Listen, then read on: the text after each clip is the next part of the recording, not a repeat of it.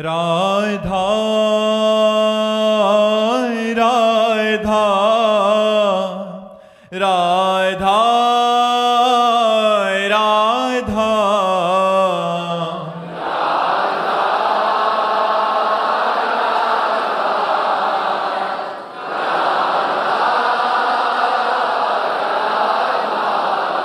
हाय राधा राधा राधा राधा राधा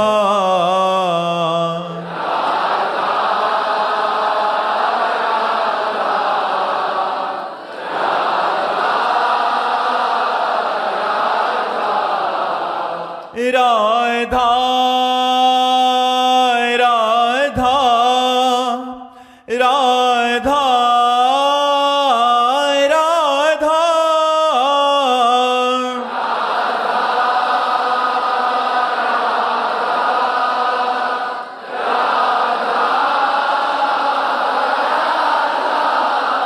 हाय राधा राधा राधा राधा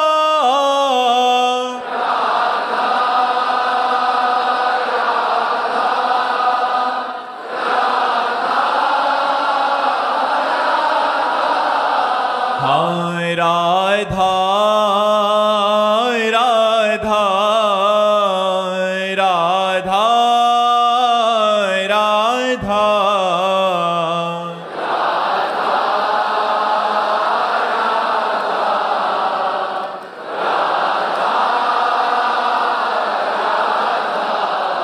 हाय राधा राधा राधा राधा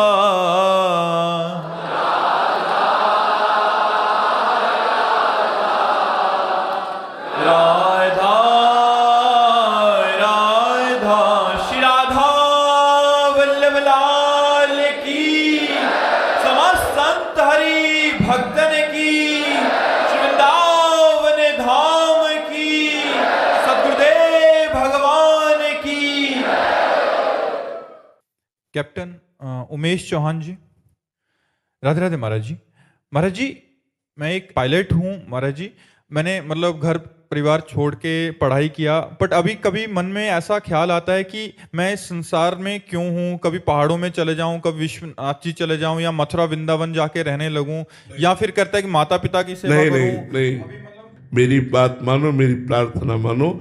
आपको जो भगवान ने कर्तव्य कर्म दिया है, आप एक पायलट हैं, आप अपने कर्तव्य का निर्वाह करते हुए नाम जप कीजिए, और जो आपको पेमेंट मिलती है उससे माता पिता की सेवा और समाज की सेवा कीजिए। ये कहीं भागने की जरूरत नहीं है। हम भाग कर भी क्या हुआ, आए तो समाज में ही, बचपन से भागे और आज है तो आपके बीच में ही, आना तो समाज में ही पड़ा। देखो, केवल मन का भ्रम है। तुम सफेद कपड़े पहनो, चाहे जैसे कपड़े, कपड़ा ही तो है यार। मन नहीं बदला तो कपड़ा बदलने से भगवान की प्राप्ति हो जाती है क्या? अगर उद्देश्य नहीं बदला तो देश बदलने से भगवान की प्राप्ति हो जाती है क्या? हम ये सब करके तुम्हें बता रहे, कहीं भागने की जरूरत नहीं। हाँ, जब रिटायर होना और माता पिता सबकी सेवा से निवृत्त हो जाना और आपके पास पैसा हो तो वृंदावन वास कर लेना, इसकी सलाह देता हूं। लेकिन अभी आप अपने कर्तव्य पर रहिए, आप अपनी ड्यूटी निर्वाह कीजिए, उससे जो आपको धर्म पूर्वक धन मिलता है, अपने माता पिता परिवार की सेवा कीजिए और मंगलमय भगवान की शरण में रहकर नाम जप कीजिए। मेरी सलाह ये है, कहीं भागने की जरूरत नहीं। कहाँ जाओगे भाग के? हमें बताओ जहां माया ना हो। ये वृंदावन प्रिया प्रीतम का महल, यहाँ साक्षात काम क्रोध कमांडो बन करके खड़े हैं। मार के गिरा दिए जाओगे, थोड़ी भी चूक हो जाएगी। और जगह तो काम के सैनिक हैं, वृंदावन में स्वयं मूर्तिमान काम खड़ा है सुरक्षा में। ऐसे थोड़ी प्रिया प्रीतम के पास जाने देगा। इसलिए हमें लगता है, अगर ऐसा आपको लगता हो कि वृंदावन में रहने से, वृंदावन में आने से हमारा केवल कल्याण हो जाएगा, तो मुझे ये कहना होगा कि कल्याण होता है चिंतन से, कल्याण होता है आश्रय से, कल्याण होता है भगवत भाव से। वृंदावन में आकर चिंतन घर परिवार का, संसार का, रुपये का, भोगों का होता रहा तो कोई खास बात नहीं रही। अंतिम समय शरीर छूटने पर धाम कृपा करेगा, सब भगवत प्राप्ति वाली बात बनेगी। लेकिन अगर तुम संसार में रहकर अपने कर्तव्य का पालन करते हुए नाम जप करोगे तो निश्चित भगवत प्राप्ति हो जाएगी। अगर यहाँ अंतिम समय तुम्हारा और चिंतन हुआ तो यहाँ भी तो सुअर कुत्ता भूत प्रेत है। क्या वृंदावन में भूत नहीं है? क्या वृंदावन में सुअर कुत्ता नहीं है? क्या वृंदावन में और योनियां नहीं है? आप देखो ना, प्रगट में सब है कि नहीं है? तो हमको प्रधान बात, वृंदावन बस के इतनो बड़ा सयान, जुगल चरण के भजन भी निमिष न दीजे जान। खास बात भजन है, इसलिए जहां भी रहो भजन करते रहो, भगवान के आश्रित रहो, धर्म पूर्वक रहो। भागने की कहीं जरूरत नहीं भैया, कहीं जरूरत नहीं भागने की। महाराज जी आपने बोला वृंदावन में सुअर कुत्ता है तो देखने को मिलते हैं, भूत भी महाराज जी कैसे कैटेगरी के भूत होते हैं हमारे? जैसे किसी ने आत्महत्या कर ली, या किसी का अचानक एक्सीडेंट हो गया, या कोई बहुत महत पाप किया, कोई बहुत बड़ा पाप किया, तो ऐसे हमें कई भूतों के दर्शन वृंदावन में हुए हैं, कई भूतों के दर्शन हुए हैं। वो संतों के पास अपना कल्याण कराने के लिए आते हैं। यहाँ है वृंदावन में, यहाँ है भूतेश्वर भगवान के शासन में है, जो मथुरा में भूतेश्वर भगवान है उनके शासन में वृंदावन में। और कई प्रमाण मिलते हैं, वो अपने इतिहास में प्रमाण मिलते हैं। एक बार विजय गोस्वामी उनका नाम था, वो परिक्रमा लगा रहे थे तो वहाँ संत जन भंडारा कर रहे थे, तो संतों ने बुलाया आओ, तो उनका इस समय तो हम पाएंगे नहीं, 3 बजे 2:30 बजे, बोले हमें बांध दो तो प्रसाद है, हम अपनी दिनचर्या करके। और जब दिनचर्या करके प्रसाद खोला तो अभक्ष पदार्थ, तो उनका ये क्या, संत भंडारा कर रहे थे अभक्ष पदार्थ। दूसरे दिन गए फिर संत दिखाई दिए, तो उन्होंने कहा आपके द्वारा दिया हुआ प्रसाद इतना गंदा क्यों? तो उनका हम संत वेश में लेकिन हम भूत बन गए हैं। तो ऐसा नहीं कि धाम में भूत प्रेत आदि, पर ये कृपा होती कि धाम का जीव धाम में ही रहता है। नाम जप करो, नाम जप में बड़ी, जब अगर कभी किसी को ऐसा संयोग प्राप्त हो कोई भूत प्रेत आत्मा, ये वैसे प्रायः भजनानंदी पुरुषों के सामने ही आते। जैसे भाई जी हनुमान प्रसाद पुरदास जी एक बार समुद्र के किनारे बैठे थे, तो एक पारसी वेश में आदमी आया, तो काफी देर खड़ा रहा, तो भाई जी ने कहा बाबूजी बैठ जाइए। तो उसने कहा अब आप बोले हैं इसलिए मेरी हिम्मत पड़ी आपसे बात करने की, आप डरना नहीं। तो भाई जी ने कहा आप, हम क्यों डरेंगे भाई, आपसे क्यों डरेंगे? बोले मैं मनुष्य नहीं हूँ, मैं भूत हूँ। तो एक बार तो भाई जी को लगा कि भूत, तब उन्होंने कहा आप इतने सुंदर पोशाक में, बोले भूतों की भी कोटियां होती हैं, और उन्होंने बताया कि मेरा उद्धार आपके द्वारा हो जाएगा, आप कृपा करें, ऐसा ऐसा विधान करें। तो संतों के पास ऐसे, तो ये जरूरी नहीं कि आप वृंदावन भाग के आ जाओ तो यहाँ तुम्हारी, हाँ भजन करो, जहां भी रहो धर्म से चलो, शराब मत पियो, मांस मत खाओ, पराई बहन बेटी की तरफ गंदी दृष्टि मत रखो, धर्म से धन कमाओ, घूसखोरी मत करो, नाम जप करो, देख लो तुम्हारा मंगल हो जाएगा, तुम्हारा कल्याण हो जाएगा, तुम सुख शांति को प्राप्त हो जाओगे। यही हमारी सबसे प्रार्थना। महाराज जी आप पूर्व में भी महाराज जी शमशान आदि में भी रहे हैं, तो भूतों से पहले भी नाता रहा है? हाँ, वो तो भूतेश्वर की उपासना ही रही भगवान शंकर की। तो हमें एक भूत से लोग डरते, पंचभूतों से बना शरीर है इसलिए देख रहे, एक भूत से डरते हो कि नहीं? और पंचभूतों से बना, क्या कहा जाता है शरीर को? पंचभूतों से बना है ना यार, भूत से क्या, वो तो एक, हम तो 5 भूतों से बने शरीर में रह रहे। जब इससे डर नहीं लग रहा तो उससे क्या डर लग रहा है? खूब नाम जप करो, भगवान के आश्रित रहो। महाराज जी एक बार और, भूत दिखते कैसे हैं महाराज? उनकी एक एक क्षण में रूप आकृति बदलती रहती है। वो ऐसा नहीं कि जैसे स्त्री रूप में प्रकट हुए तो स्त्री रूप ही वही रूप रहेगा, 1 मिनट में देखते देखते बीभत्स भयावना रूप हो जाएगा, 1 मिनट में घृणित रूप हो जाएगा, 1 मिनट में बड़ा सुंदर रूप हो जाएगा। ऐसे वो बदलते रहते हैं। इसी से पता चलता है, जैसे गोकर्ण जी के सामने कभी देवता बन गया, कभी ये बन गया, कभी वो, तो समझ गए कि अधोगति को प्राप्त हुआ ये जीव है। इस तब पता चलता है कि अधोगति को प्राप्त हुआ है जीव। तो हमें भी दिख सकते हैं हमारे। अगर वो समझेंगे कि आपके द्वारा कल्याण हो जाएगा तो फिर, अगर देख के समझेंगे कि खुद प्राण त्याग देगा, भूत बन जाएगा, तो काय को मिलेंगे। अगर वो समझेंगे कि हमें देखते ही इसका हार्ट फेल हो जाएगा, तो काय को आएंगे, वो नहीं आएंगे। वो तो वहां जाते हैं जहां अपना कल्याण कराना होता। इतना कष्ट होता है भूत योनि में कि देखो, नदियां बह रही लेकिन वो एक बूंद पानी नहीं पी सकते, एक कौड़ा भोजन नहीं पा सकते, केवल वायु पी कर रहते हो। बड़ा कष्ट रहता है। और जब कोई अधो आचरण करने वाला, नीच आचरण करने वाला पुरुष मिलता है तो उस पर सवार होके फिर वो पानी आदि पीते हैं। और संतों के सामने तो अपना कल्याण कराने के लिए जाते हैं कि उनकी दृष्टि पड़ जाए, उनका संकल्प बन जाए, वो हमारे प्रति कोई आराधना साधना कर दे जिससे हमारा कल्याण। तमोगुण से युक्त प्राणी पे ही ज्यादा महाराज जी उनका अटैक रहता है। हाँ, वो जो, हाँ मतलब गलत आचरण करते हैं, अपवित्र अंतःकरण वाले होते हैं, उनके ऊपर भूतों का आवेश होता है। ऐसे भूत छू नहीं सकते। ऐसे कभी आज तक ऐसा नहीं हुआ कि टच किया हो। गंगा किनारे स्मशान में भी जैसे रहे, कभी ऐसा थोड़ी कि नाम मंत्र चल रहा है, भूत स्पर्श कर ले, इतनी ताकत नहीं, भस्म हो जाएगा, इतनी ताकत नहीं। इसलिए खूब नाम जप करो, भगवान के आश्रित रहो, भूत पिशाच निकट नहीं आवे। इसलिए डरना मत। भगवान का नाम, भगवान के भक्त का नाम उच्चारण किया, कोई निकट नहीं आ सकता। भगवान के नाम में, भगवान के भक्त में बड़ी सामर्थ्य है। राजीव कुमार जी, राधे राधे महाराज जी। महाराज जी, सबसे बड़ा ज्ञान क्या है और सबसे बड़ी माया क्या है? सबसे बड़ा ज्ञान है अपने स्वरूप का बोध हो जाना, और सबसे बड़ी माया है भगवान का विस्मरण हो जाना।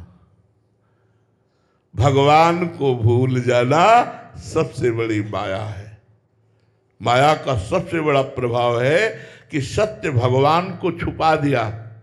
जहां ना सतो विद्यते भावो, ना भाव विद्यते सता, वहां सत्य का अभाव दिखाई दे रहा है, जबकि सत्य का कभी अभाव नहीं है। असत का भाव दिखाई दे रहा है और सत्य का अभाव दिखाई दे रहा है। यही सबसे बड़ी माया है कि जो सत्य सच्चिदानंद सर्वरूपों में भगवान विराजमान है, उनका विस्मरण करा देना सबसे बड़ी माया है। और सबसे बड़ा ज्ञान है स्वरूप का बोध हो जाना, अपने स्वरूप का बोध हो जाना, ये सबसे बड़ा ज्ञान है। इससे बड़ा कोई ज्ञान नहीं है। आत्मस्वरूप का बोध हो गया, वो परम ज्ञानी है, वही परम शांति को प्राप्त होता है। श्रद्धावान लभते ज्ञानम तत्परा संहितेन्द्रिया, ज्ञानम लब्ध्वा परम शांति मचिरेणादि गच्छति। तो आत्मस्वरूप का बोध हो जाना सबसे बड़ा ज्ञान है, और भगवान का विस्मरण हो जाना ये सबसे बड़ी माया है। भगवान के विस्मरण से ही हमारी दुर्गति होती है। देखो, हमारी बात को अंतःकरण से समझिएगा, तब आप समझ पाएंगे। कौन सा ऐसा ज्ञान नहीं जो हमको होना? हम सबको ज्ञान है शरीर और संसार नाशवान है। सबको ज्ञान है सत्य भगवान है। सबको ज्ञान है यहां सब कुछ छूट जाएगा। इतना तो ज्ञान प्यारे है ही, एक दूसरे की मृत्यु को देख करके फिर इसका प्रयोग क्यों नहीं हो रहा? फिर भी उसी में तो यही भगवान की विचित्र माया है जो हमें भगवत विस्मरण कराकर भोगों में फंसाए हुए है। सबसे बड़ी माया ये, और सबसे बड़ा ज्ञान ये कि हमें अपने आत्मस्वरूप भगवान का बोध हो जाए, तभी बात बन जाए। सुभाष चंद्र जी, फिरोजाबाद से। राधे राधे महाराज जी। महाराज जी, हरि गुरु में ऐसी आसक्ति कैसे हो कि उनके चिंतन में ही मन लगा रहे, कभी मन हटे ही ना? गुरुदेव ने जो नाम मंत्र दिया है, अगर इसका निरंतर जप हो तो हरि गुरु में पक्का आसक्ति हो जाएगी। जैसे जैसे हमें भगवदानंद की अनुभूति होती है, वैसे वैसे गुरु जी हमें प्राण प्यारे लगने लगते हैं। पहली बात तो सबसे कठिन कार्य है इस कलिकाल में गुरु को आत्मसमर्पण करना। सेव संतरा समर्पण कर देना, हाथ जोड़कर प्रणाम कर लेना, ये तो सब कोई कर रहा है। लेकिन गुरु को आत्मसमर्पण करना, जो भक्ति का स्वरूप है, शरणागति का, ये बहुत कठिन बात है। आज शिष्य बनना कठिन है, शिष्य बनकर निर्वाह करना कठिन है। शिष्य बनना कठिन है, शिष्य मिलना कठिन है, और शिष्यत्व का निर्वाह कर लेना कठिन है। जो सच्चा शिष्य है वही वास्तविक गुरु होता है, वही वास्तविक अपने गुरु की निधि को प्राप्त करता है। गुरु को आत्मसमर्पण करना बड़ा कठिन है। लोग मंत्र ले लेते हैं, सोचे बस गुरु का इतना ही काम था, मंत्र ले लिया, अब हम खुद जप कर सिद्ध हो जाएंगे। कभी नहीं ऐसा। जिसने गुरु की अधीनता स्वीकार नहीं की, गुरु की सेवकाई नहीं की, जिसने गुरु के वचनों पर अपने मन को नहीं चलाया, वो कभी भगवत मार्ग में आगे बढ़ ही नहीं सकता। तो जब आगे आनंद का अनुभव नहीं होता तो न हरि में प्रीति होती न गुरु में। और आपको बताएं, जब मंत्र जप होता है और भगवदानंद की अनुभूति होती है तो बार बार गुरु चरणों में प्रेम होता है कि मैं तो कहाँ नीच संसार के भोगों में फंसा था, मेरे गुरुदेव ने कृपा करके मुझे नाम मंत्र दिया, आज निहाल कर दिया गुरुदेव ने। आज बलिहारी है अपने गुरुदेव की, जिन्होंने मुझे संसार के भोगों से हटाकर अपने आत्म सुख को प्रदान किया। गुरुदेव अपनी जीवन शक्ति दे देते हैं। जो नाम दिया, जो मंत्र दिया, वो अपना जीवन दे दिया। नाम सुकृत धन अपनी जीवन अतिहित मान देत वरदान।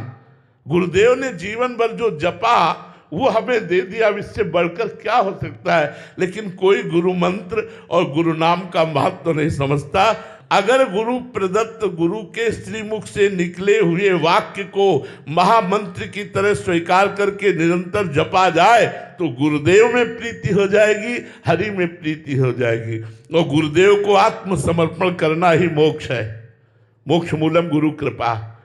अपने गुरुदेव की शरण में हो गए और गुरुदेव की आज्ञा में है और गुरुदेव का दुलार प्राप्त कर रहे, तो हम अपने आत्मस्वरूप गुरुदेव की कृपा से आत्मस्वरूप में स्थित हो जाते हैं।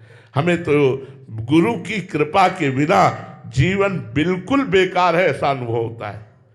गुरु की कृपा के बिना जीवन का कोई महत्व नहीं। आप चाहे जितने बड़े वैभव संपन्न हो, उसका कोई महत्व नहीं है। यदि गुरु कृपा है तो आप आंतरिक संपत्ति के अधिकारी बनेंगे, बाह्य संपत्ति का कोई महत्व नहीं है। बड़े बड़े सम्राट मर के चले गए, आपने गुरु भक्ति की तो आपकी स्थिति कहाँ है, गुरु में प्रेम कितना है। अगर गुरु में प्रेम नहीं तो इष्ट में प्रेम नहीं। गुरु को छोड़कर, गुरु का अनादर करके यदि बड़ी से बड़ी तपस्या भी की जाए तो भी भगवत प्राप्ति कराने में समर्थ नहीं है। गुरु सेवा तज करहि जेबान, यह अधर्म यह सबहान, कान नरस कन में रहे। आज इसका बड़ा अभाव है।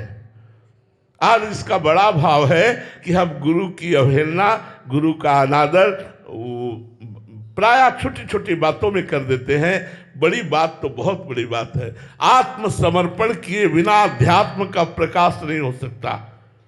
अपने गुरु को जो आत्मसमर्पण कर देते हैं वो जीते जी मोक्ष पदवी पर विराजमान है, जीते जी वो परम पदवी में विराजमान। बलिहारी उस शिष्य की जो गुरु की अधीनता लेकर चलता है, जो गुरु की आज्ञा पे चल रहा है, बलिहारी उसके चरणों की। नहीं तो प्राय सब स्वतंत्र। माया ने आपको चक्कर में डाल दिया, फंसा लिया। कंचन, कामनी और कीर्ति, इन तीन खाइयों को जो पार करता है वही बहादुर भगवान को प्राप्त करता है। वही बहादुर आत्मस्वरूप को प्राप्त होता है जो इन तीन को पार कर जाए। कंचन ने चित्त का अपहरण नहीं किया, कामिनी के संग की लालसा नहीं हुई, और कीर्ति ने जिसको हर्ष नहीं प्रदान किया, वही भगवत तत्व का अधिकारी होता है। जो कंचन, कामनी और कीर्ति पर विजय प्राप्त करता है। काछ वाच मन निश्चल राखे, धनि धन जननी तेरी रे, भर नरसैया दर्शन पावा। नरसिंह जी कहते भले भाग्य जो हमें ऐसे के दर्शन हो जाए जो लंगोटी का पक्का, वचन का पक्का और मन का पक्का, ऐसा जो हो वो दर्शनीय है, वो जगत बंदनी है, वो जगत को पावन करने वाला है। भगवान की कृपा का आश्रय लेकर गुरुदेव की कृपा में जीवन व्यतीत करने वाला ही इस अध्यात्म मार्ग का परम प्रवीण वो योद्धा बन जाता है। काम क्रोध आदि पर विजय प्राप्त करके सच्चिदानंद सुख में स्थित हो जाता है। शिखा मिश्रा जी। राधे राधे महाराज जी। महाराज जी, श्री कृष्ण के प्रिय अर्जुन जैसा बनने के लिए हमें क्या करना चाहिए? हम उनके चरित्र से बता सकते हैं कि अर्जुन जी के हृदय में भगवान श्री कृष्ण के सिवा किसी का स्थान नहीं था। उठते बैठते खाते पीते चलते फिरते हर समय श्री कृष्ण नाम चल रहा था और श्री कृष्ण की अधीनता, दो बातें थी, श्री कृष्ण की अधीनता और श्री कृष्ण सुमिरन। एक प्रसंग तो ऐसा आता है कि अर्जुन के रोम रोम से श्री कृष्ण नाम निकल रहा था और वो शयन कर रहे थे। नारद जी, भगवान शंकर, पार्वती जी, ब्रह्मा जी, ये सब उपस्थित हो गए और सबने देखा कि अर्जुन के रोम रोम से श्री कृष्ण श्री कृष्ण श्री कृष्ण सोते समय निकल रहा है। अर्जुन तो भगवान नर नारायण के अवतार हैं, हम लोग तो जीव कोटि के हैं, वो ईश्वर कोटि के हैं। फिर भी यदि हम भगवान श्री कृष्ण की अधीनता और भगवान श्री कृष्ण का निरंतर नाम जप करें तो भगवान हमारे नित्य सखा है। भगवान हमारे नित्य सखा है, वो वैसे ही प्यार करने लगेंगे जैसे अर्जुन जी से करते हैं। दो बातें, श्री कृष्ण को आत्मसमर्पण और श्री कृष्ण नाम जप निरंतर। सचिन गर्ग जी। राधे राधे महाराज जी। महाराज जी, ये कैसे पता चलेगा कि अब मैं निश्चित ही लाडली जी के पास जाऊंगा शरीर त्यागने के पश्चात? ऐसा कोई लक्षण हृदय में या बाहर प्रकट? हाँ, किसी से मोह ना होना, मान बिल्कुल प्रिय ना लगना, किसी भी नवीन विषय के भोगने की इच्छा ना होना, विषयों के सानिध्य में भी भोग की इच्छा ना होना, किसी भी संग का कोई प्रभाव न पड़ना, निरंतर आत्म स्वरूप में स्थित रहना, समस्त कामनाओं का त्याग हो जाना, मान अपमान दुख सुख लाभ हानि निंदा स्तुति में समान भाव रखना। अगर ये लक्षण आ रहे हैं तो आपका आखिरी जन्म है, आप मुक्त हो रहे हैं, आप मुक्तावस्था को प्राप्त हो रहे हैं। यदि ये आपके अंदर लक्षण है और निरंतर भगवान का स्मरण, श्री जी का स्मरण है, शत्रु मित्र समझान मान ईमान अपमान सम दुख सुख लाभ न हानि, यह जो कृपा हरिवंश की और भगवत प्रेमी महात्माओं के संग से ऐसी स्थिति आ जाती है, तो यदि हमें भगवत प्रेमी महात्माओं का संग है, ऐसी स्थिति है और निरंतर नाम जप है, तो हमारा अंतिम जन्म है। और फिर देखो, वो अपने को पता चल जाता है, अपने को, अपने हृदय को पता चल जाता है कि अब हमारा काम हो गया, किसी और को बताने की जरूरत नहीं है। वो जब हम छक जाते हैं तो कोई और बताता है क्या कि ये भाई रुक जा, तुम छक गए? वो अपने आप हृदय कर, जैसे गोस्वामी तुलसीदास जी बोल पड़े, जाकी कृपा लवलेस ते मति मंद तुलसी दास हूँ, पायो परम विश्राम, राम समान प्रभु नाही को। हृदय बोल उठा, पायो परम विश्राम, अब परम विश्राम मिल गया, अब जन्म मृत्यु के चक्र में नहीं भटकना, ये राम जी की कृपा से हमारा काम बन गया। वो हृदय बोल उठता है कि अब हमारा जन्म नहीं होगा, हमारा काम हो गया। ये अपने को अनुभव में आता है। खूब भजन करो, ऐसा अनुभव हो जाएगा। मयंक जी। राधे राधे महाराज जी। महाराज जी, मोह को प्रेम में कैसे परिवर्तित करें? आपके जैसे सभी से निर्मोही प्रेम कैसे हो? जब हम सब जगह भगवान देखते हैं तो हमें सबसे प्यार है, पर मोह किसी से नहीं है। जब हम शरीर संबंध से प्रेम करते हैं तो मोह होता है, और जब भगवत संबंध से हम अनुराग करते हैं वो प्रेम होता है। भगवत संबंध लाओ, शरीर संबंध नहीं। अपने माता में भगवान को देखो, पिता में भगवान को देखो, पत्नी पुत्र में भगवान को देखो, वही इन रूपों में विराजमान है, तो आप मोह रहित हो जाओगे, आप सच्चे प्रेमी हो जाओगे। हम भगवान का विस्मरण करके जब शरीर भाव में होते हैं तब हम मोह में होते हैं, और जब भगवत भाव में होते हैं तब हम प्रेम में होते हैं। धर्मेंद्र दास जी। महाराज जी, जीवन को किस भाव से जीना चाहिए जिससे कर्म बंधन में जीव ना फंसे? भगवत भाव से। बिना भगवत भाव के कर्म बंधन नहीं कट सकता। यदि हम देह भाव से जिएंगे, देह भाव के कर्तव्यों में रहेंगे, बात नहीं बनेगी। इसलिए भगवान श्री कृष्णचंद्र जी ने कहा सर्वधर्मान परित्यज्य मामेकम शरणम व्रज अहम त्वाम सर्व पापेभ्यो मोक्षयिष्यामि मा शुचा। सब धर्म के भाव, जैसे हम किसी के पति हैं, किसी के पुत्र हैं, किसी के मित्र हैं, किसी के पिता, इन विविध लोक धर्मों का, लोक भावों का त्याग करके एकमात्र भगवत भाव में रहे तो कर्म बंधनों का नाश हो जाए और भगवत तत्व का ज्ञान हो जाए, भगवत प्रेम प्राप्त हो जाए। पर देह भाव और लोक भाव का त्याग करना बिना संत महात्माओं के संग के अत्यंत कठिन है। जब तक हमें साधु महापुरुषों का संग नहीं मिलेगा तब तक हम देह भाव और लोक भाव का त्याग नहीं कर पाएंगे। हम लोक और देह भाव में फंस कर मरेंगे तो लोक और देह को ही प्राप्त होंगे और भगवत भाव में शरीर छूटेगा तो हम भगवान को प्राप्त होंगे। इसलिए मनुष्य जीवन का सर्वश्रेष्ठ भाव भगवत भाव है। मनु कुमार जी बिहार से, राधे राधे महाराज जी। महाराज जी, शांति और सुख का आखिर कारण क्या है? हाँ, शांति हमारा स्वरूप है, सुख हमारा स्वरूप है, इसीलिए हमारे अंदर मांग रहती है। देखो ना, हमारे भगवान कैसे शांताकारम भुजग शयनम। भगवान सांप को देखकर कोई शांत रहता है, लेकिन महाराज हमारे भगवान शेष शैया पर शयन करते। शांताकारम भुजग शयनम। हमारे भगवान शांत है, इसलिए हमारी मांग शांति है। हमारे भगवान जो आनंद सिंधु सुख राशि, तो हम कौन है? चेतन अमल सहज सुख राशि।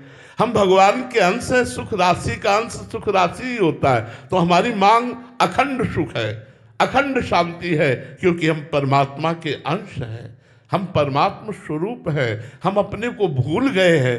अब हम चाहते हैं भोगों में शांति, सो है नहीं, हुआ नहीं। कितना भी भोग लो, बड़े बड़ों को भ्रम हो जाता है कि भोगों में सुख है, शांति है। भ्रम हो जाता है, भ्रम हो जाता है। जब भोगों का सानिध्य मिलता है तो परमात्मा सुख के मार्ग में चलने वाले पथिकों को भी भ्रम हो जाता है। भोग सुख का त्याग करने से ही शांति प्राप्त होती है। त्यागात शांति अनंतरम, न कि भगवान ने लिखा भोगा शांति अनंतरम, और हमारा मन सिखाता है भोगा शांति अनंतरम। अगर भोग मिल जाए, भोग लिए जाए तो मन शांत हो जाएगा। तो हमारी शांति की मांग है, सुख की मांग है। उसका कारण है कि हम शांत स्वरूप सुख सिंधु भगवान के अंश हैं और वो भगवान से ही प्राप्ति होगी। जब तक हम भगवान का भजन नहीं करेंगे तब लग शांति लग, तब लग कुशल न जीव को सपने उमन विश्राम, जब लग भजत न राम को शोक धाम तज काम। खूब भजन करो तो शांति और सुख दोनों प्राप्त हो जाएंगे। और इन्हीं की चाह हमारे अंदर है, पर गलत जगह हम ढूंढ रहे हैं। भोगों में न सुख है न शांति है, एक जलन है, तृष्णा है, एक बहुत बड़ी अशांति है भोगों में। हर कामना शांति का नाश करती है, ना कि शांति प्रदान करती है। ये भ्रम सबको बना रहता है कि यदि कामना की पूर्ति हो जाए तो हम शांत हो जाए। लेकिन भाई, ये हम शास्त्र संतों से, अपने हृदय से भी बात कहता हूं कि कामना का त्याग ही शांति है, कामना की पूर्णता कभी नहीं हो सकती। हमारे जीवन का परम उद्देश्य आत्मस्वरूप भगवान में प्रेम होना है।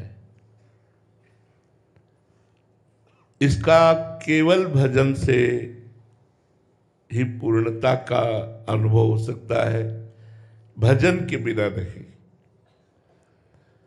भक्ति ही परेशानुभवो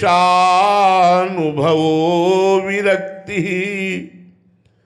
रन्यत्र चैष त्रिक एक कालः प्रपद्यमानस्य यथा स्नतः स्युस् तुष्टि पुष्टि क्षुद पायोनुघासम।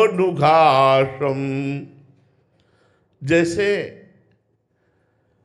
भोजन करने वाले को एक एक ग्रास में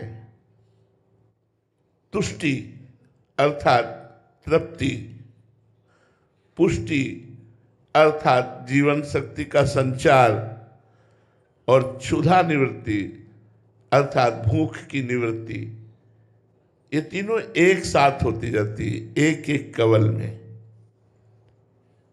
ऐसे ही जो एक एक क्षण तन्मयता पूर्वक भगवान के भजन में व्यतीत करता है, तो भगवान से प्रेम, अपने स्वरूप का बोध, संसार से वैराग्य, तीनों प्राप्त हो जाते हैं। हमें प्रत्येक क्षण को, प्रत्येक मिनट को भगवत स्मरण में लगाना है। चाहे हम अष्टांग योग से चलें तो चित्त वृत्ति का निरोध करके भगवदाकार करना, परमात्मा में स्थित करना, चाहे कर्म योग से चलें तो निष्काम भाव से सबको भगवत स्वरूप समझते हुए उनकी सेवा करना, निरंतर चिंतन में रहना, चाहे हम सांख्य योग से चलें तो अपने स्वरूप में स्थित रहना, सब चिंतन शून्य कर देना। मुख्य भाव है संसार का चिंतन छूटना। यदि हम शरीरों का चिंतन करते रहे, भोगों का चिंतन करते रहे, नाना प्रकार के नानात्व का चिंतन करते रहे, तो हमारा मनुष्य जीवन व्यर्थ चला जाएगा। इस कलिकाल में ध्यान बड़ा दुर्लभ विषय है, क्योंकि वायुमंडल, भोजन, वृत्तियां, ये सब ध्यान के अनुकूल नहीं है। कृतयुगे ध्यायतो विष्णु, त्रेतायाम यजतई मखई, द्वापरे परिचर्यायाम कलो तद्धर कीर्तनात्। त्रेता में यज्ञ के द्वारा भगवान को रिझाया जाता था, द्वापर में पूजा के द्वारा, लेकिन कलयुग में केवल भगवान नाम जप, भगवत नाम कीर्तन, भगवत स्मरण। इत्यच्युतांघ्रिं भजतो नुवृत्त्या, भक्तिर्विरक्तिर्भगवत प्रबोधा, भवन्ति वै भागवतस्य राजन्, ततः पराम शांतिमुपैत साक्षात्। जो हर समय हर क्षण भगवान का भजन करता रहता है, उसे संसार से वैराग्य, उतना जितना भजन किया है, अपने स्वरूप का ज्ञान और भगवान से प्रेम, बहुत सुंदर मार्ग है भजन मार्ग। ये गृहस्थ विरक्त कोई भी इसे अपना सकता है। हर समय मधुर मधुर भगवान का जो गुरु मुख से मिला हुआ नाम है या मंत्र है, निरंतर जपना चाहिए। देखो हमारा जो स्वरूप था, जो स्वरूप है, वही स्वरूप रहेगा, उसमें कोई अंतर नहीं पड़ा। अंतर पड़ा है अंतःकरण में। हमें अंतःकरण को सुधारना है भाई, स्वरूप को नहीं कुछ सुधारना। स्वरूप तो निर्विकार चैतन्य घन एक रस था, एक रस है, एक रस रहेगा। स्वरूप विस्मृति होकर के अंतःकरण में तन्मयता होकर के जो मन बुद्धि का इंद्रियों में फिसल कर भोगों में सुख खोजना है, इसे सुधार करना है। इसे एक एक वृत्ति के द्वारा जब हम भजन करते हैं, देखो ये निज अनुभव की बात है, मन भजन के लिए तैयार नहीं है। 3 घंटे फिल्म चला के देख लो, अगर 3 मिनट भी कहीं मन जाए तो हमें बता देना, और 3 मिनट माला लेके देख लो, अगर 3 सेकंड भी लगे तो हमें बता देना। आप खुद अनुभव करके देख लो कितनी बेईमानी कर रहा है मन हमारे साथ।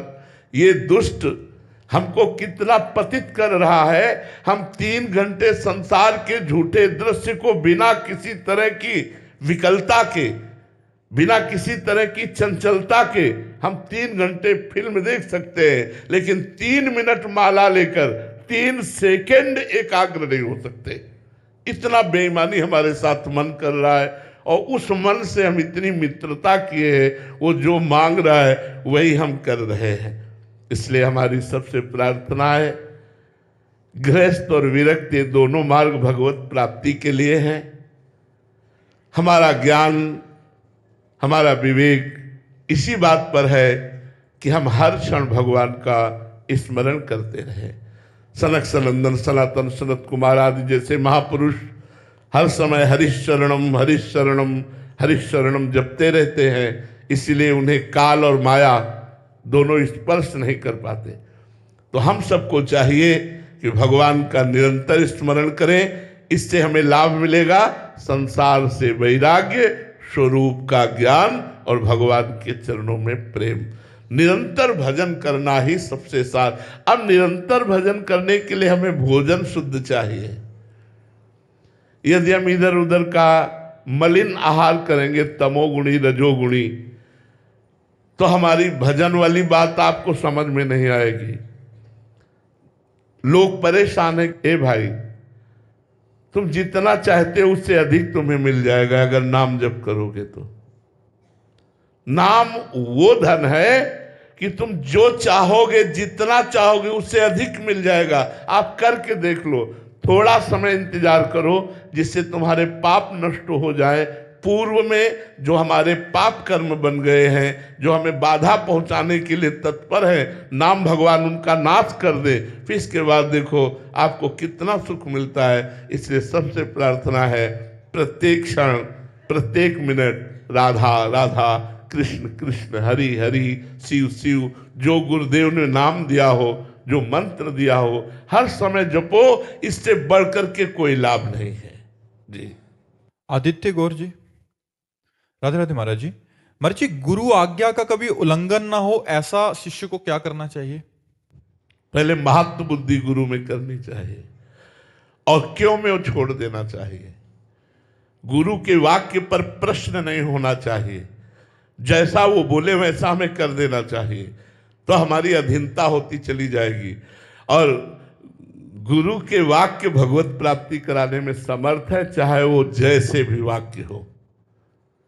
अगर गुरु आपसे सांसारिक कार्य भी कह रहे हैं और आप सांसारिक कार्य को बिल्कुल गुरु भाव से कर रहे हो, तो आपको भगवत प्राप्ति हो जाएगी। महाभारत में एक प्रसंग आता है कि उनके गुरुजी ने कहा कि खेत की मेड़ जो है वो टूटने न पावे, वर्षा हो रही है, बेटा जाकर उसकी रक्षा करो। वहां गए, उनको मेड़ बांधना आता नहीं था और गुरु की आज्ञा थी कि मेड़ टूट करके खेत का पानी बाहर न जाने पावे। अब वो कोशिश किए लेकिन नहीं बंधा, तो उन्होंने अपने शरीर को ऐसे करवट करके शरीर को मेड़ में डाल दिया, पानी रुक गया। अब हटते हैं तो पानी जाता है, गुरु आज्ञा को उल्लंघन होता है। ऐसे गर्दन की सांस लेते रहे, पूरे शरीर, पूरी रात हो गई। गुरुजी ने कहा वो नहीं आए, तो उन्होंने कहा महाराज जी वो तो आपने भेजा था सेवा में, अब क्या पता। बोले चलो पता करते हैं। सुबह जब गए, आवाज लगाई तो बोले गुरुदेव यहाँ मेड़ पे हैं, तो यहाँ क्या कर रहे हो? बोले आपने कहा था पानी ना निकलने पावे, तो मेड़ को मुझे बांधना आता नहीं, इसलिए मैंने अपने शरीर को ही मेड़ पे। बोले उठो आओ, नजदीक बुलाया और कहा जाओ तुम्हारे हृदय में संपूर्ण वेद स्फुरित हो जाए। पढ़ना थोड़ी पढ़ा है, गुरु कृपा से वेद भगवान उनके वाणी पर प्रकट हो गए, स्वयं प्रकट हो गए।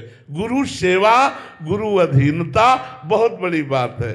भगवान शंकराचार्य जी की सेवा में श्री त्रोटकाचार्य जी रहते थे। वो कभी जैसे वेदांत चर्चा हो रही कभी नहीं बैठते थे। भगवान शंकराचार्य के कभी वस्त्र धो रहे, कभी वो शरीर सेवा में रहते थे। तो एक दिन गंगा स्नान करके आदि गुरु शंकराचार्य जी आए और उन्होंने कहा शिष्यों ने कि गुरुदेव इस श्लोक की व्याख्या कीजिए। तो उन्होंने कहा त्रोटक को भी आ जाने दो। तो सबने हंसी उड़ाई कि पढ़े न लिखे, वो केवल शरीर सेवा में रहते, उन्हें आत्मा से तो कोई मतलब नहीं, तो क्या उनके सामने वेदांत। तो भगवान शंकराचार्य जी ने कहा तुम गुरु सेवा को इतना लघु भाव से देखते हो। बुलाया और कहा बेटा इस श्लोक की व्याख्या कर दो। तुरंत वही गुरु पद पर बैठे त्रोटकाचार्य पदवी पर तुरंत, अरे गुरु कृपा ही केवलम, गुरु कृपा मोक्ष पदवी प्रदान। हाँ, कुछ लीलाएं गुरु की समझ में नहीं आती हमारी, क्योंकि वो मानसिक धरा से ऊपर होते हैं। तो हमें उनकी आज्ञा पर चलना चाहिए, उनका अनुकरण नहीं करना चाहिए। जो उपदेश उनके श्रीमुख से निकले हैं हमें उनकी बात माननी चाहिए। गुरु की लीला प्रकट में जो है वो हमारी समझ के परे के बाहर की बात है। एक बार आद्य गुरु भगवान शंकराचार्य जी जा रहे थे, तो मछली बिक रही थी, तो ऐसे मछली उठाई और ऐसे खा गए आद्य गुरु भगवान शंकराचार्य। तो कुछ शिष्य, जो 4 शिष्य थे, उन्होंने बिल्कुल नहीं छुआ, खड़े रहे। और जो शिष्य थे उन्होंने पा लिया। गुरुजी ने पाया तो हमने भी, गुरुदेव ने देखा, आगे चले। अब वो तो महायोगी शंकर स्वरूप है। कांच गलाया जा रहा था, तो नारियल के खप्पर में भरा कांच गल। अब वो 4 तो पहले भी नहीं खाए थे और अब भी चुपचाप खड़े थे। जो और पीछे अनुयायी थे अब वो सब मुंह ताके, तो उनका भाई पियो। और कहा गुरुजी मर जाएंगे जो पियोगे, मछली क्यों खाई? बोले आपने खाया था। तो बोले हमने पिया, ये कांच का गला हुआ जलता हुआ, आप भी पियो। बोले तो ऐसे किया, सब जीवित मछली निकल आई। वो तो योगी, अब उनकी सब लीवर में जाके पचने लगी। तो गुरु का उपदेश हमें मानना है, गुरु की हर वृत्ति हमें अनुकरण नहीं करनी। वो किस भाव में कहाँ कैसे विचर रहे वो जाने, उनकी कृपा जाने। हमें तो जो आदेश होगा हम उसका पालन करेंगे। जो ऐसे गुरुदेव के अधीन होकर चलता है तो गुरुदेव की आज्ञा पालन करने की सामर्थ्य गुरुदेव ही देते हैं। अनिमेश सिंह जी नोएडा से। राधे राधे महाराज जी। महाराज जी, ईश्वर सर्वव्यापी हैं, कण कण में ईश्वर का वास है, किंतु जब हम मंदिर में जाते हैं तो एक अलग अनुभूति होती है। ईश्वर से साक्षात्कार जैसा अनुभव मंदिर में प्राप्त होता है जो अन्यत्र कहीं नहीं प्राप्त होता। महाराज जी, ऐसा क्यों होता है? हाँ, भगवान का अर्चावतार कहा गया है। जो श्री विग्रह है उसमें भगवान की प्राण प्रतिष्ठा की जाती है। जैसे दूध में घी है, पर जब हम उसकी प्रक्रिया करके निकालते हैं तभी स्वाद मिलता है। दूध पीने से घी का स्वाद नहीं मिलेगा। दूध को दधी रूप में जमाना, दधी का मंथन करना, मक्खन निकालना और फिर उसे तपाना, तब उससे जो निकलता है वो घृत होता है। यद्यपि दूध में घी है, पर घी का स्वाद एक निराला है और वो पद्धति से निकलता है। तो ऐसे ही कण कण को मिला करके जब आकार दिया गया और उसे आकार में प्राण प्रतिष्ठा की गई, और जब भक्तजन अर्चना के द्वारा भगवान को वहां प्रकट कर लिए, तो अर्चा विग्रह में स्वयं भगवान विराजमान है। तो अव्यक्त भगवान से व्यक्त भगवान का सुख तो मिलेगा ही अधिक। तो जब हम मंदिर में जाते हैं तो एक विशेष परमाणु, एक विशेष आनंद, एक विशेष सुख मिलता है, क्योंकि वहाँ भगवान प्रकट अर्चा विग्रह के रूप में विराजमान है। महाराज जी, जो साधक या महापुरुष जन व्यापी, मतलब जो प्रभु अंदर विराजमान है, उनमें भी जब भगवत भाव करते हैं उनको भी प्रत्येक चलते फिरते बिल्कुल ऐसा ही अनुभव होता है जैसे इसको मंदिर में अनुभव होता है। ऐसे हर व्यक्ति, वस्तु, स्थान तभी तो निरंतर परमानंद में मगन रहता है, क्योंकि सर्वत्र भगवान का दर्शन करता है। श्री राम में सब जग जानी, करो प्रणाम जोरी जुग पानी। वो मंदिर में जाए या ना जाए, वो हर समय परमानंद में मगन रहता है, क्योंकि सब में श्री राम को देखता है। सर्वम खलमिदम ब्रह्म ने नास्ति किंचन, सर्वत्र ब्रह्म बुद्धि हो गई तो ब्रह्म भूता प्रसन्नात्मान शोचति न कांक्षति, समा सर्वेषु भूतेषु मद्भक्तिम लभते पराम। वो ब्रह्म भूत हर समय अखंड प्रसन्नता को प्राप्त होता है, जो सर्वत्र भगवान का समदर्शिना, जो सर्वत्र भगवान का दर्शन करता है, सर्वत्र आत्मस्वरूप का दर्शन। पर वो बच्चा ये अपना अनुभव बता रहा है, ठीक अनुभव बता रहा है, पर ये साधारण कोटि का है। लेकिन असाधारण कोटि का अनुभव यह है कि क्रूर पापी को भी देख करके भी अपने भगवान की स्मृति में, भावना में तन्मय हो जाना। तो जो मंदिर में सुख है वो कण कण में सुख है, ऐसा अनुभव हो जाएगा। तो महाराज जी, क्रूर और पापी की जो प्रकट में लीलाएं होती हैं, तो उस समय अंदर विचार क्या होता है? जैसे हीटर गर्मी फेंक रहा है, लेकिन विवेकवान हीटर की गर्मी और कूलर, फ्रिज आदि, एसी आदि की ठंडी, इन क्रियाओं को देख करके बिजली को नहीं भूलता। उसको पता है बिजली दोनों में एक है। हीटर की गर्मी में और फ्रिज या एसी या कूलर आदि की ठंडी में बिजली तो एक ही है ना। तो ऐसे क्रूर पापी और पुण्यात्मा महात्मा दोनों में भगवान तो एक ही विराजमान है, क्रियाएं दोनों की अलग अलग है। जो क्रिया को देखता है वो कारण को नहीं समझ पाता, जो कारण को देखता है वही समझदार है। कारण सबका परमात्मा है, वही विराजमान सब रूपों में है। गायत्री जी उत्तराखंड से। महाराज जी आपके चरणों में दंडवत प्रणाम।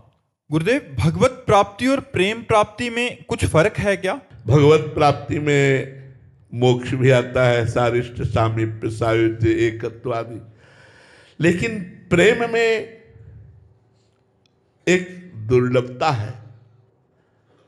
वो मोक्ष भी दीयमानम न गृहणन्ति विना मत सेवनम जना, वो मोक्ष देने पर भी स्वीकार नहीं करता, वो अपना कल्याण भी नहीं चाहता, वो बस अपने प्यारे के वियोग में तड़पना चाहता है। प्यारे का नाम ले लेकर के उसकी याद में रो रो करके समय व्यतीत करना चाहता है। ऐसे प्रेमी जगत को पावन करने वाले होते हैं। जो मोक्षाभिलाषी है वो तो धन्य है ही, लेकिन जो मोक्ष त्यागी है, मोक्ष का भी त्याग करके भगवान के विरह में तड़पना चाहते हैं। इसीलिए गोपियों की चरण वंदना परम ज्ञानी बृहस्पति शिष्य भगवान के मित्र भगवान के मंत्री उद्धव जी ने की। क्यों? क्योंकि गोपियां हर समय भगवान श्री कृष्ण के प्रेम में उन्मत्त रहती थी, गृह कार्य करते हुए भी कृष्णाकार वृत्ति रहती थी। विक्रेतु कामा खिल गोप कन्या मुरारी पादार पिचित्त वृत्ति दध्यादिक मोह वशादवोचर गोविंद दामोदर माधवेती। इतनी तन्मयता थी कि बोलना चाहिए दही ले ले दही, तो बोलती कोई गोविंद ले ले, कोई दामोदर ले ले, कोई माधव ले ले।